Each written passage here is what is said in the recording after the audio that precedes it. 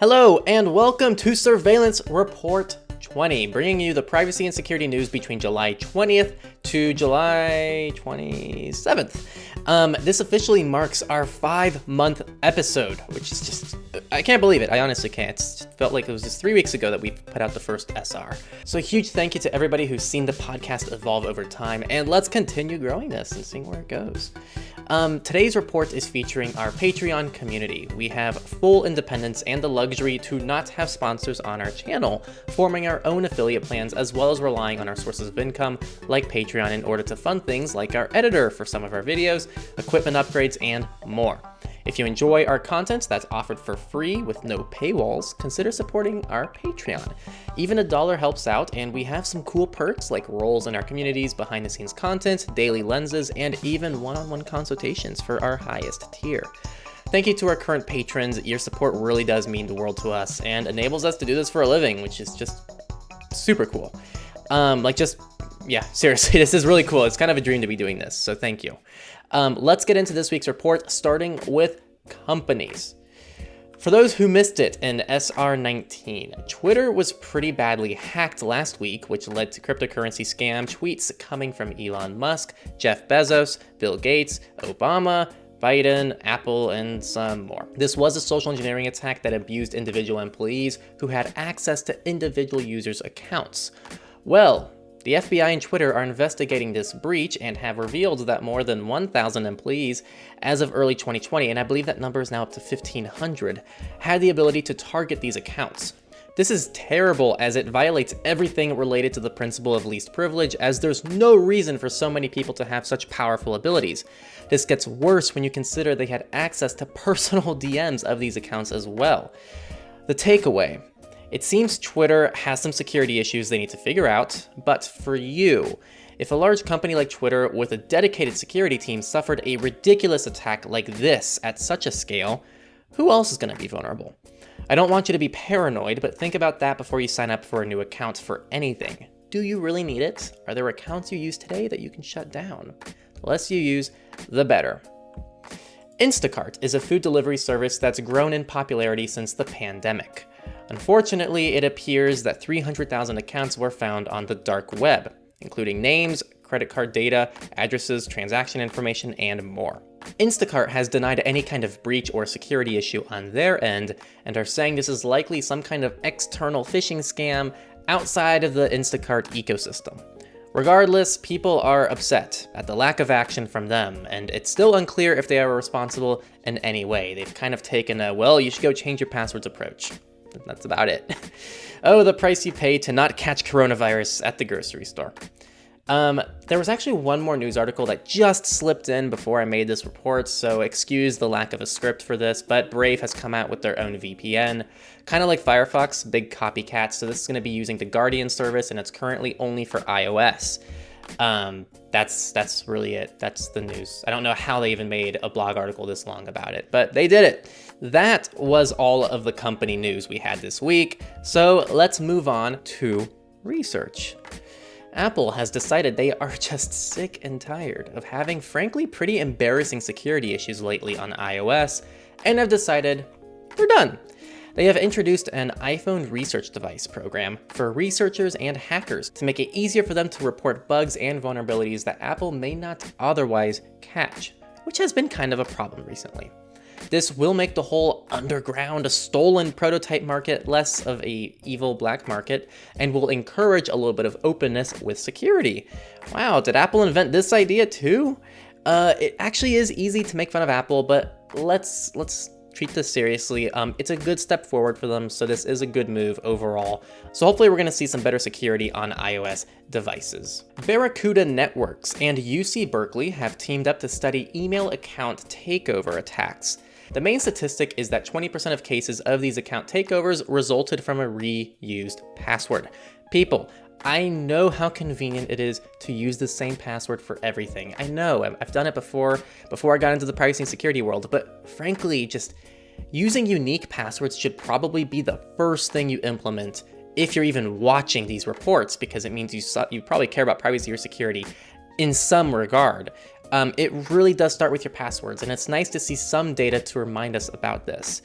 We recommend Bitwarden, a password manager for those who need easy cloud syncing, and KeePass for those looking for a more local option and a DIY cloud sync option. We haven't had very much COVID-19 news recently until now, so we should have known it wasn't going to last forever. There have been some security issues in the South Korean quarantine app.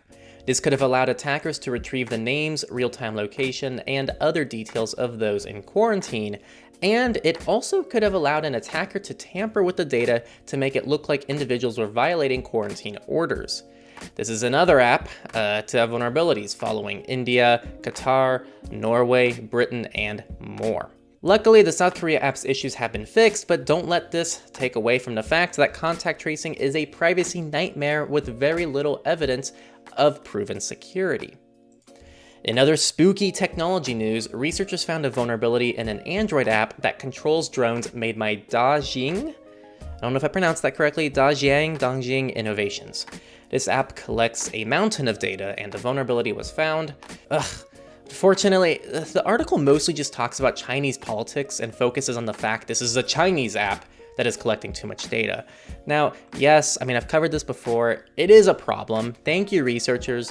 But why don't we put some equal amount of time researching the countless companies based out of the US doing equally bad things? Facebook, Google, any credit card company, insurance companies, Snapchat, just to name a few. These are American companies. Why do these pieces of software get a free pass because they're American? I understand that there are tensions between China and the US, we're all aware of this, but it doesn't mean we should tolerate US-specific surveillance. We should tolerate no surveillance, period. This is also why things like TikTok frustrate me, as I don't see Facebook being much better than TikTok. Zuckerberg calls TikTok a threat to democracy, but you know what? Last I checked, TikTok didn't directly influence our election in 2016, and Facebook never had anything happen to them over that fiasco. So who really affects our democracy? No more ranting. Let's move on to politics. So let's see how far that ranting's actually gonna get us in politics.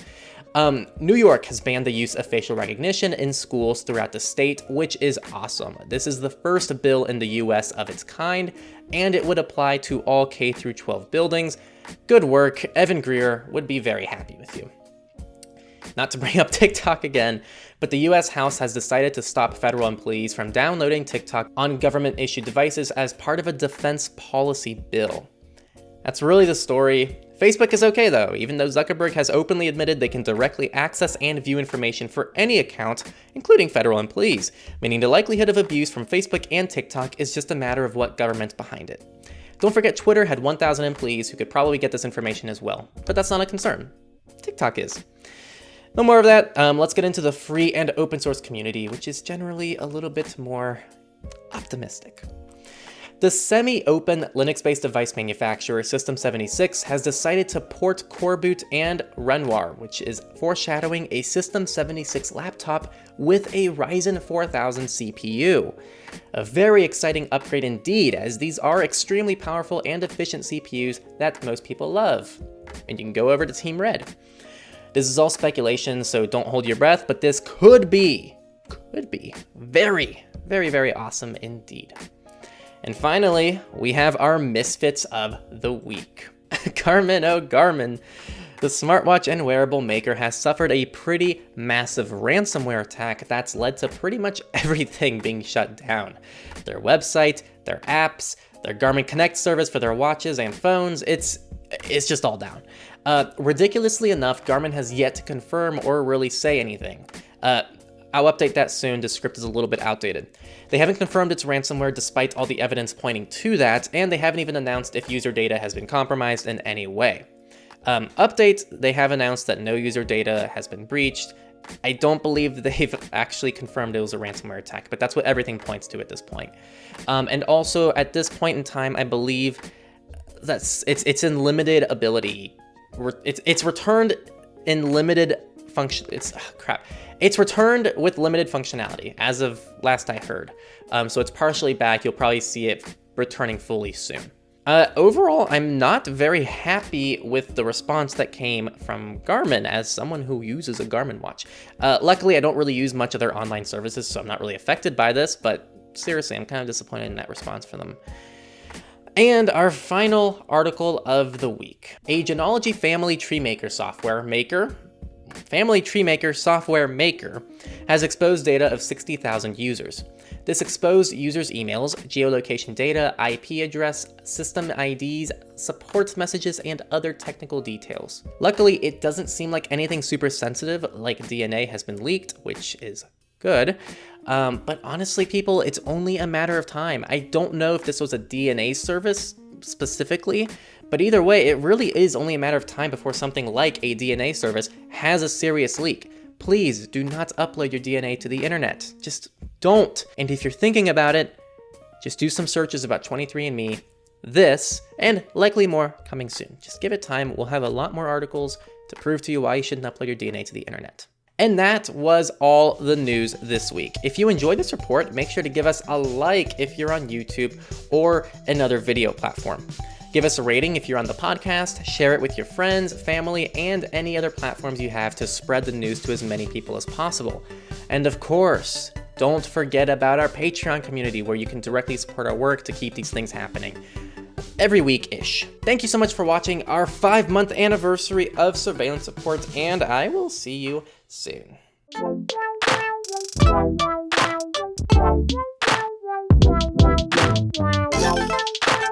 Wow.